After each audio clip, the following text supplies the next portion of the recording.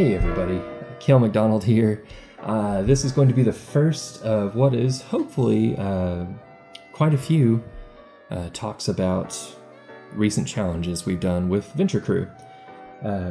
So what we've got here is footage from the very first episode of our new challenge series that I pitched to the group called The Box, wherein we have to create an environment.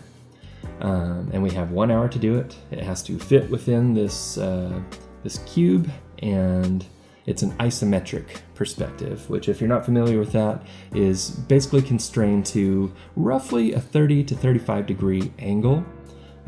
It's used in video games a lot. Could get into the why of that, but that would really be its own video in and of itself. Suffice to say, that's nice for people to work with because there's like a very even sense of spacing while still giving that nice look of perspective. So what we're doing today is drawing. The challenge was cottage in the woods, or fantasy cottage in the woods, excuse me. The overall challenge with the box is everyone has a slightly different approach they have to take with it. And in this case, we divvied up by season. So my friend Eld took spring, my friend JC took fall, and myself, I took winter. So let's kind of get into what I'm doing here. So to start off, I felt like I needed to lay out kind of a ground floor, so to speak. So I gave the bottom two sections of the vertical grid to just be kind of the block that I was building everything on. And I knew that I wanted to have a landscape that was not going to just be white and snowy. So I was like, okay, we got to have some rocks and some ice. So that's a lot of what I put in first, is just some stone structure to build upon. And this helped me kind of frame up like my staging and how much room I actually had for the cottage that I needed to put in. And right now you can see I'm doing kind of a, we'll call it a tent for now. That's ultimately what it was. I was trying out like some stakes in the ground here, but those really kind of got lost as time went on. And then it occurred to me, of course, that, oh yeah, this is a forest, we have to have trees. So I started laying out like, okay, roughly the basis of trees. Maybe we're at the edge of the woods. But the concept that I was working with was like, okay, it's a cottage in the woods, but it's out in the frozen wasteland. So like, what kind of person lives out here? You know, and I immediately thought, I've been playing a lot of Monster Hunter World lately. Such a fun game. And I was like, oh, what if the person who lives out here, like, you know, just is fighting against nature to survive? And so they took down a very large creature that's maybe one of the apex predators in the area and put its skull on top of their home, kind of using the stone back behind as a hinge to keep it from crushing their roof in. And so building off of that, I started saying like, okay, well, you know, this place needs to have some defenses. Maybe they would have set up several rocks as kind of like what's the term? You know, you have those like wooden spikes outside of medieval fortresses, but what you see kind of along the edge there was my interpretation of that. I was like, it needs to be defensible. And I'm a huge fan of like wintry stuff in general. I think that sounds kind of silly, but I never really worked with that kind of art. So this was a really interesting challenge for me, knowing that like, oh yeah, there's a really particular way to like render ice and stone and all that. And so my first thought was like, okay, I don't want to just lay out line art. I want to get like a general gist of placement and start throwing on color. So I went ahead and filled in everything with like a nice cool blue. And I said, okay, the ice is going to be pretty dark where the light doesn't hit. So let's go with some dark blues where I know there's going to be ice patches. And really I was kind of feeling this out at first. I know at this point I wasn't super sure of my color scheme, and I think I alternated to like a dark purple at some point, or maybe another like navy blue. Yeah, kind of a navy blue, or royal blue perhaps. But just trying to kind of blend those colors. And for those curious, I am using basically a version of Keenan Lafferty's KNKL chalky brush. It's a Photoshop brush if you get it from Keenan, which I do recommend. Please go check him out. He's amazing, one of my favorite artists of all time. But I typically use Clip Studio Paint nowadays. And so I was like, well, I don't really know how to do this, but I'm going to try and get this this brush in Clip Studio Paint. I finally figured it out, so now I've got my own Kael chalky brush. And if you happen to be on my Discord, I do actually keep that in my in one of my channels. So, hit me up there. I'll be sure and get you that link so you can try it out yourself. It's really great, I think, for that middle line between control and just blocking in shapes, because it's a little too rough to really do fine line art with. But it's not so much that I feel like I can't control the amount of paint, quote unquote, that I put on the page.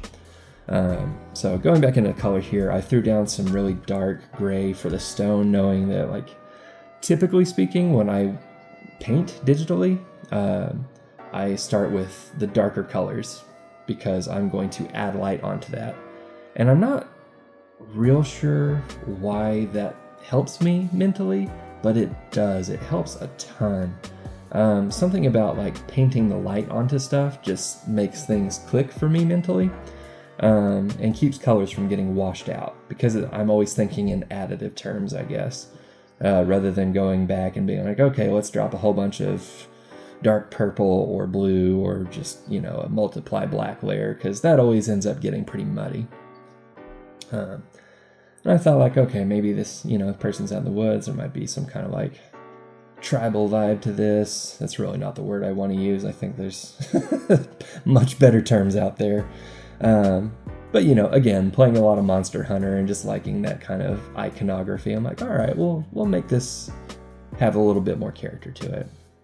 I'm throwing a bit of extra color on the skull. The skull was really hard. I was like, I know I'm going to have to really hammer this with some odd detail, and I'm not sure how to hit it yet. But I wanted it to really stand out amongst the painting. So that's one of the first things I actually started adding any real shadow to. I'm like, okay, let's get an idea for the form here. And, whether it's a dragon skull or whatever, I really had no idea. So I just kind of started throwing some shadow on and seeing what it looked like. But I was like, okay, that's a little bit. Now let's get some trees. Basically, I'm just trying to get an idea of what my overall color palette's going to look like. See if anything's going to stand out like a sore thumb.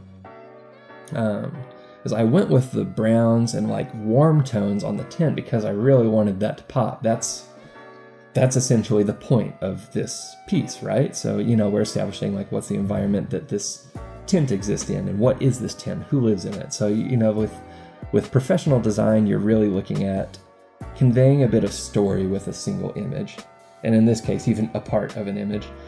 So getting your basic colors down, I feel, is very important. And once I got that, I'm like, okay, primarily blue, some grays, some green, and then those warm tones to pop against, I made another layer and started painting on top of that kind of white outline that I did before.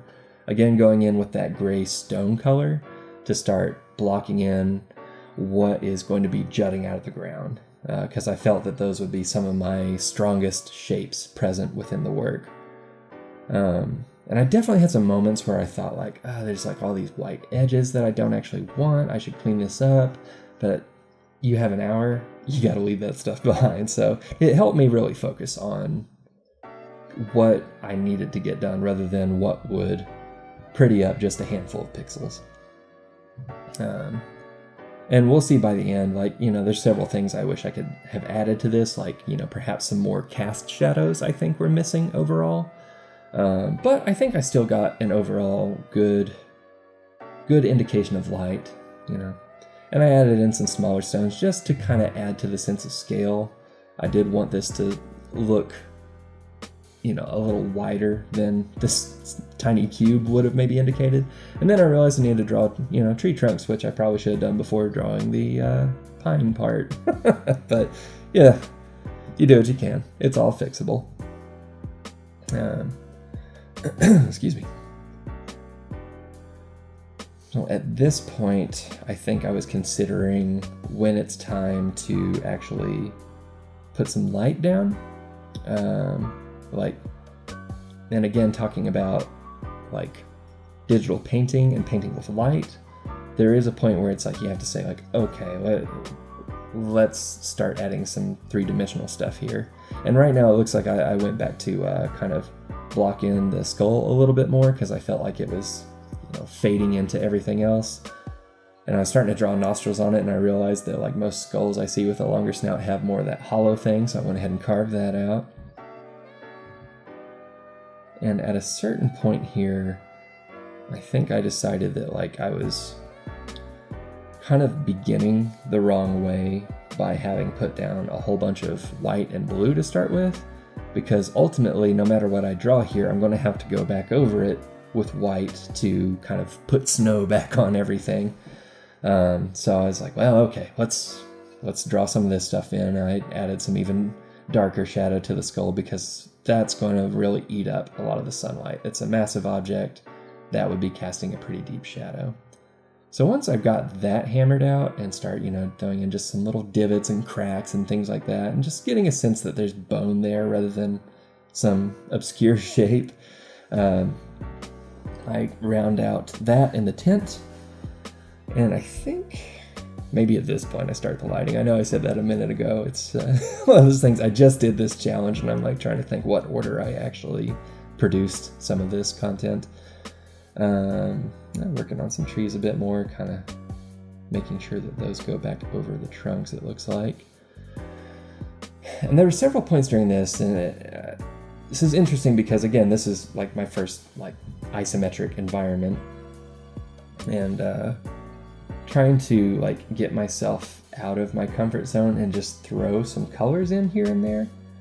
There's the lighting. So you see I'm just taking a lighter color and thinking like, where is sunlight hitting this shape that I blocked in? And now suddenly you can see this is really where the whole thing starts taking a turn towards looking like, oh, this is an environment. Because then we start getting some perspective in the single objects. All these stones suddenly look like stones and not just smears of gray. We can see like these around the tent are big, jutting, flat, sharp rocks rather than just, shadows. And I think at this point I really kind of like lit up on the concept. I was like, okay, this is looking like a neat environment that I would want to explore. And that's really, overall like the goal for me, like thinking of this in terms of if I were producing this for a video game or a movie or something, like it needs to be visually captivating in and of itself. And this is the point where I started thinking, okay, yeah, I am interested in my own image. I threw a little bit of gray in here and there. I think in terms of environments especially, you have to consider what light bounces off of things and onto others. So there's going to be some gray reflecting onto the trees nearby. There's going to be some gray on the tent and the skull. And now I'm adding in even like a further highlight because I know the sky above is going to be a really cool blue. If it's very wintry outside and it's been snowing, you get that kind of icy blue color that I sort of started off with when I laid out colors here. So I've got a decent reference to work from. I'm sort of adding hot spots to all the stone stuff. Hot spots maybe isn't the right word in a winter scene, but I think you all get what I mean here. And it's at this point I start thinking I need to work the ice back into the image because I've got my stone now and I need to start considering like, okay, how does this blend into the environment? And so I start taking spots where I see that dark blue or that purple and kind of working it back up into the environment. And, in a sense, carving away where there's snow or where there might be dirt. Really all of that light blue that I began with is just stand-in. And I'm a huge fan of isometric stuff when it's like, portioned off to a cube to have things kind of coming off of it. And I didn't really do much to break the side or the top. I considered doing some mountains, but I thought that would be getting away from the point of the piece. So I was like, okay, let's have like some icicles hanging down off the side. That sounds really fun. Just kind of something I could play with later and practice my rendering.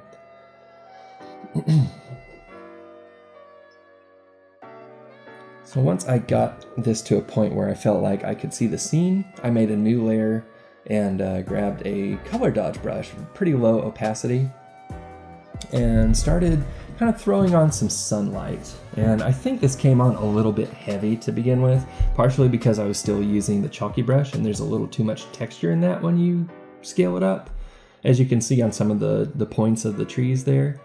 So what I ended up doing once I started incorporating some green to actually touch the trees is switched over to a soft brush and just kind of eased that in.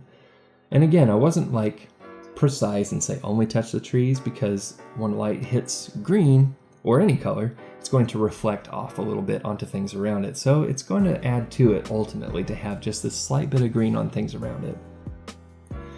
And then I believe I grabbed a bit of blue, and that was again to add some kind of reflective light. It looks like I did shading first. So yeah, I wanted to up the contrast a bit. And I thought like, well, shadows here are going to be, for the most part, blue, because any dark spot is still going to have some amount of light reflecting off of the ice around it. You know, you really don't get very many true blacks as far as shadows go in nature. Like, unless you are getting away from light and going in caves and stuff, you don't get a lot of that above ground. So I always try to steer away from that, and like the darkest I will go is like a very low luminosity purple, and I don't think we even get quite that dark in this scene. Adding in some darker brown shadows to the skull, for example, still gives it that earthy look and gives it that dark look because we are contrasting against the white snow and the blue ice and all these lighter colors, but it's not overdoing it. And I thought it might be neat to have one of the horns on the skull be broken, so I kind of trimmed that off there a bit. I had this idea that the bit of mountain or range, whatever that is, behind the tent was actually sort of an arch, which you may have noticed at the very start of the video when I was sketching. And I was going to have like ropes or chains or something like going around the horns and going around this arch. But since the tent blocked off the opening, I just felt like it wouldn't read, so I sort of abandoned that idea and just decided, okay, well, somehow or another, this is just sitting on top of the tent. We'll worry about the logistics later. And at that, I'm bringing in some more color to kind of liven up the tent. I thought the red looked nice, but I was like, you know, we can have a bit more here. It's rare that you really get like decorative stuff that's only like one brighter color. So I decided to work in some orange just to keep with that warm tone mantra that I was going by. And I thought I would kind of like work that into a pattern. So you see here I grabbed that same like dark brown that I used on the skull, and I'm using that to very lightly sketch in sort of, maybe it's threading, maybe it's, you know, an actual stripe on there. We're not really close enough to see, but I think it gives the impression of like, oh, okay, this is a, you know, an actual textile. This is something somebody made. And it gives, again, a little more character to what we're seeing. And it helps with the contrast a bit. You know, you can make it out just a little bit more. And I don't necessarily advise adding lines to everything like I did here. I did that because it's a pattern. Because if you put lines on things, it suddenly makes it look unnatural, really. So for the sake of putting this tint in a very natural environment, I wanted to add that sense of unnatural, that it was a produced, man-made thing, which I think I accomplished. So grabbing that dark gray and then taking it down somewhere between that and the icy blue, I start adding in sort of some shadows and cracks and things just to give a bit of extra texture and depth to the stone. Places where the light is just really not getting. This is, to me, about the darkest spots on the image. And for, you know, my personal preferences and style, I think it really carries a lot of needed contrast. I think this sort of thing is perhaps a bit cartoonier than some people might like, so, you know, your mileage may vary. But I think if you're subtle with it, like I was on that last stone I just painted, it ends up looking like, you know, again, cracks in the rocks. It looks like there's, you know, an uneven surface to what we're looking at, which is really the overall goal in this case. You know, I don't want these spike rocks jutting out to just look like they're, you know, smooth, flat stones. I want them to look like they were slabs broken off and dragged and slammed into the ground and buried. So definitely needed to add some texture there. And I also wanted to get a little bit of extra depth in just the ground around by adding some small slopes, some differences in where the stones were sitting. And really, like, I know I said earlier, like the excuse me, adding the wow, totally forgot. Adding certain aspects like made this image start working for me. I think when I started doing this is when I started thinking like, I'm actually not too shabby at this. Like, this is something I would like to see on Pinterest. I would probably say this on Pinterest. I rarely, if ever, would say that kind of thing about my work, just because, you know, I'm an artist and we think poorly of everything we make. But that's just to point out I was surprised at how much I was enjoying all this. I added a little bit there just to kind of carve out the skull a little more. I still feel with the finished piece that we'll see that the skull probably could have been a little more contrasted with some of the background elements. But, you know, you only have so much time for these things, so maybe that's something I'll refine later. And even just getting these small lines in just suddenly gives a lot of scale, I think, to it. And control of line and shadow is really big on environments, because even the smallest thing can suddenly make something look tiny or huge. Can make something look lit or dark. I mean, it all impacts it so heavily.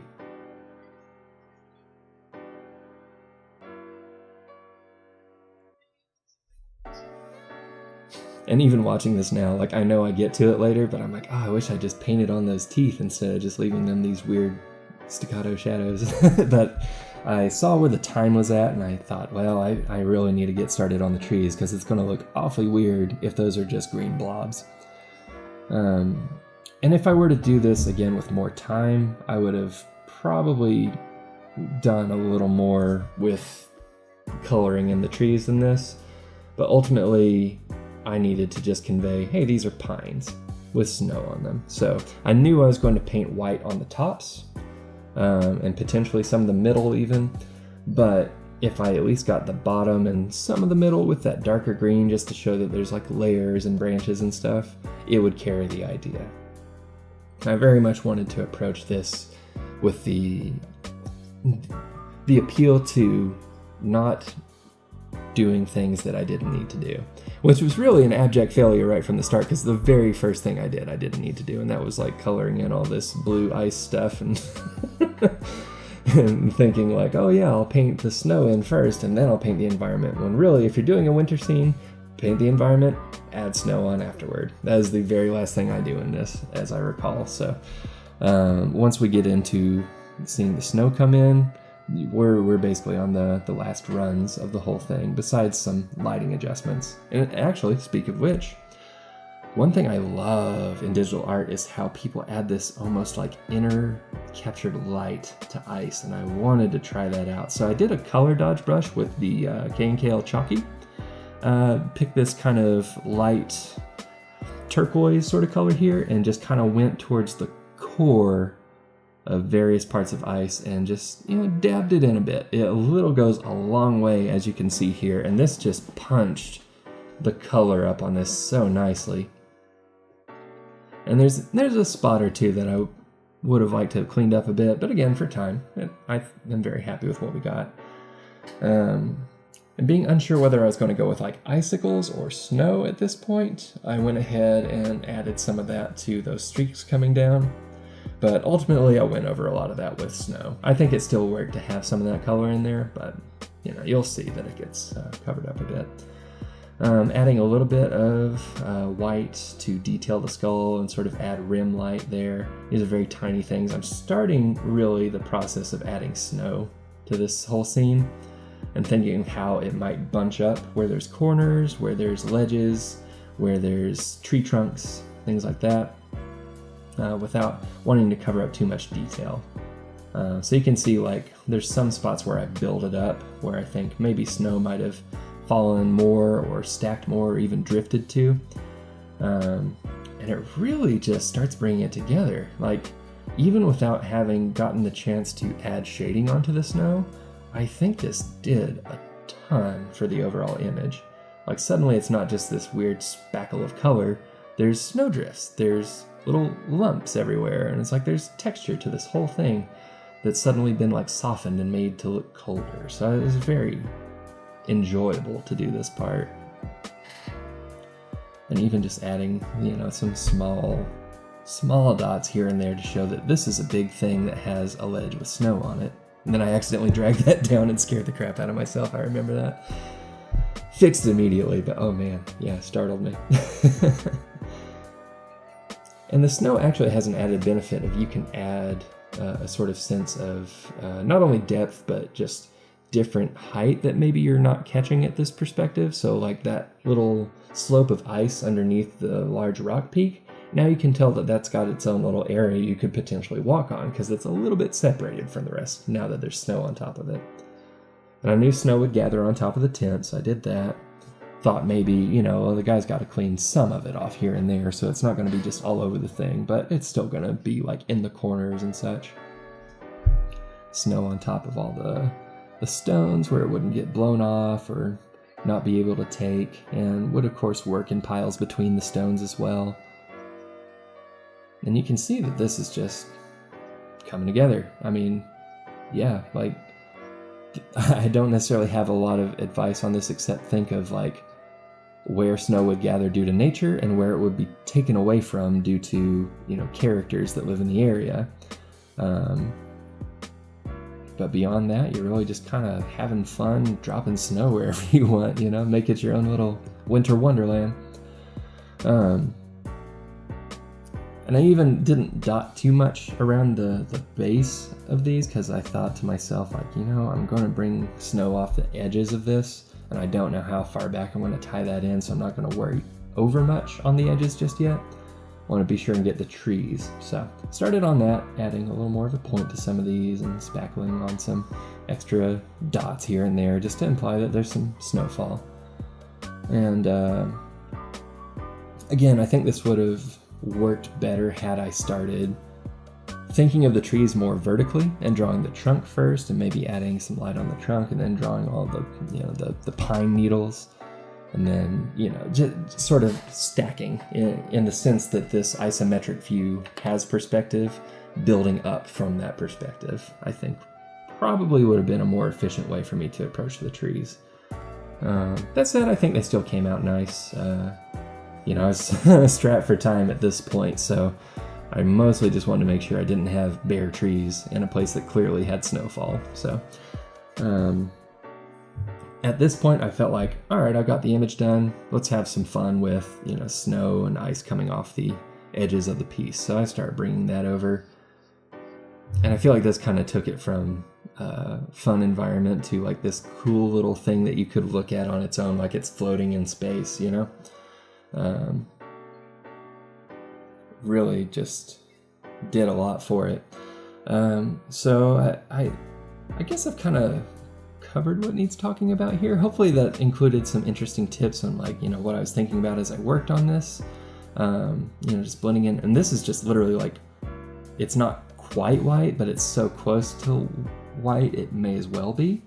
I just wanted that touch of blue in there so that whenever the opacity ended, it would still kind of have that touch of blue to fade in to the rest of the ice that would be around it. So it would kind of feel like there's some of that light casting back through the snow and making it out.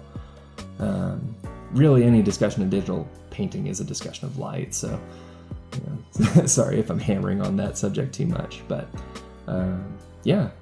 So given more time, I probably would have added some of those like rock-like textures to the ice underneath just to show, some different forms in that. But with a little bit of time left, I wanted to do another color dodge pass just to, again, punch up that color. Don't be afraid of color. Take whatever your local color is, like the blue in the case of the ice or the orange in the case of the tent. Do a nice big soft brush, color dodge. Throw it on there. Ross Tran knows how it works. He's so good at that, and I love watching that part because it's always, I know it's the most satisfying. But yeah, right there, that punched up the color amazingly. and I was just super happy with it, and I thought I'd carve away a little bit of ice here and there just to bring the horns back into more focus, but it's done at this point. I think this is actually one we wrapped and time was up, so at this point we're, just checking out what we've come up with. I loved it without the grid, with the grid, and we saved it out to talk about. So I guess what I would like to convey to you all as a takeaway is, if you're not great at something and you want to get good at it, just try it. Just try it. I was super surprised at how well I did with this, because backgrounds are like just a terror for me. I may be singing different songs when we do one of these challenges that's more architectural, but hey, we'll see. In the meantime, do something natural looking, because those organic shapes are going to be super forgiving to your editorial eye. And if you're doing something that you can't be overly critical of, because you can't say oh well, stones can't do that, or trees can't grow there, you suddenly eliminate a lot of the inner editor talk without having to deal with it in the first place. So that's my recommendation. Do yourself a nice outdoor environment. Try this out. I will also put a link to the template that we used for this box challenge in the doodly-doo below. And thanks for watching. Thanks for tuning in. Thanks for following the Venture Crew. If you don't already follow us on Twitch, or have joined our Discords, or follow our respective Patreons, please check out links below. Venture Crew currently consists of myself, JC Chase, and Eldkrind. We are artists who are looking to make good art that puts good in the world, and storytelling, I think, is ultimately the core of that, because that's how societies reflect who they are and who they want to be. So, with that all said, I'm going to sign off, and you all have a wonderful day. Take care.